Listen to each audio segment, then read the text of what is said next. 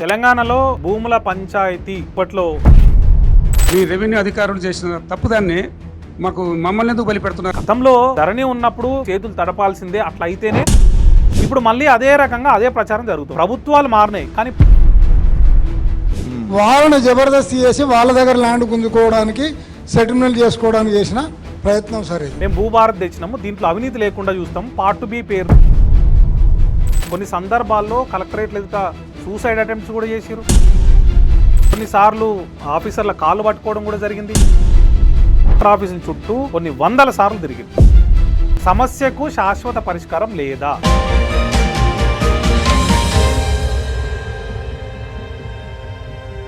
మీ revenue అధికారులు చేసిన తప్పుదాన్ని మమ్మల్ని ఎందుకు బలిపెడుతున్నారు?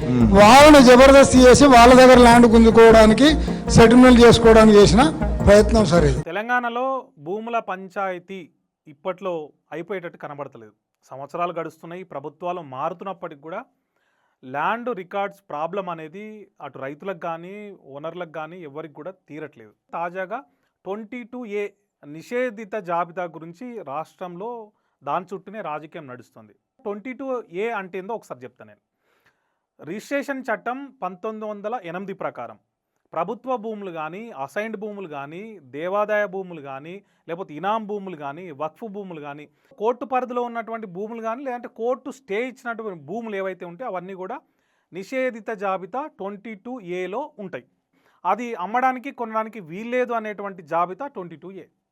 దాంట్లో ఈ ఆస్తులన్నీ చేరిపోవడంతో ప్రజలు నిజంగా చెప్తున్నా కదా, మళ్ళీ గత ప్రభుత్వంలో ధరణి పోర్టల్లో ఏదైతే పార్ట్ బి అని అప్పుడు రైతులు ఎంత ఇబ్బంది పడ్డారో ఇప్పుడు మళ్ళీ 22A పేరుతోని నివాస స్థలాలు కానీ, ఇల్లు కానీ, భూములు కానీ అన్నీ కూడా అదే పరిస్థితులు ఎత్తింది. ఈ వివాదం చుట్టూనే రాజకీయం జరుగుతుంది. కాంగ్రెస్ ప్రభుత్వం వచ్చిన తర్వాత భూభారతి పోర్టల్ను అందుబాటులోకి తీసుకొచ్చారు. గత బీఆర్ఎస్ ప్రభుత్వ హయాంలో ధరణి పోర్టల్ ఉండింది. భూభారతి పోర్టల్ తీసుకొచ్చి మేము గతంలో ఉన్నటువంటి ఏదైతే పార్ట్ బిలో పెట్టి ప్రజల నుంచి అక్రమంగా దండుకున్నారు అని చెప్పి మేము అట్లాంటి వ్యవస్థ ఉండొద్దు, పారదర్శకంగా ఉండేలా చూస్తామని చెప్పి ఈ భూభారతి పోర్టల్ తీసుకొచ్చారు. దాంట్లో లోపాలు ఉన్నాయి. ఈ భూభారతి పోర్టల్ తీసుకురావడం వల్ల అట్లాంటి ఇబ్బంది లేకుండా, ప్రజలకు ఇబ్బంది లేకుండా చూస్తామని చెప్పి ఈ ప్రభుత్వం చెప్పింది. ఇంతవరకు బాగానే ఉంది. కానీ పాత ధరణి పోర్టల్లో పార్ట్ బిని ఈ 22A జాబితా గుర్తు చేస్తుంది. ధరణి పోర్టల్లో అప్పట్లో జరిగిన ఇబ్బంది గురించి ఒక్కసారి చిన్నగా చెప్తా.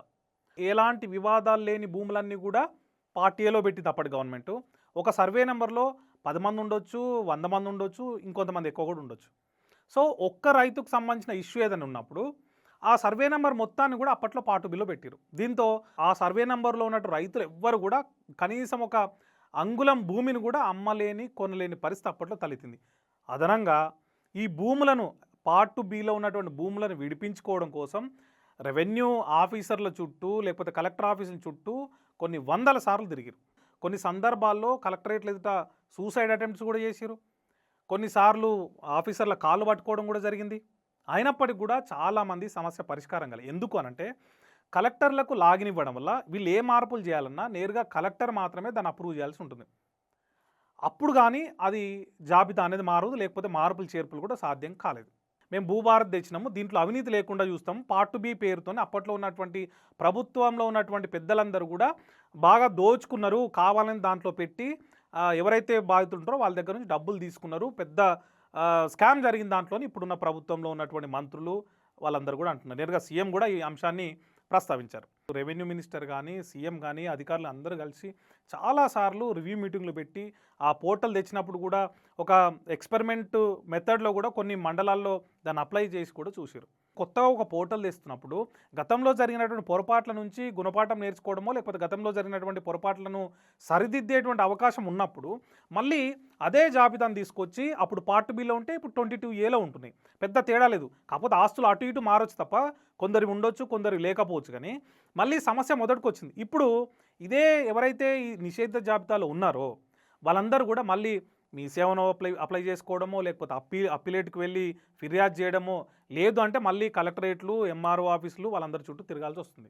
గత ప్రభుత్వంలో వీఆర్ఏ వ్యవస్థను తీసేసి ఎంఆర్ఓలు కూడా రికార్డులు మార్చే అధికారం అప్పటి ప్రభుత్వం తీసేసింది. ఇప్పుడు ఈ భూభారతి పోర్టల్లో మళ్ళీ ఈ గవర్నమెంట్ ఏం చేసింది, ఎంఆర్ఓలకు కూడా మార్పులు చేర్పులు చేసేటువంటి అవకాశం కల్పించింది.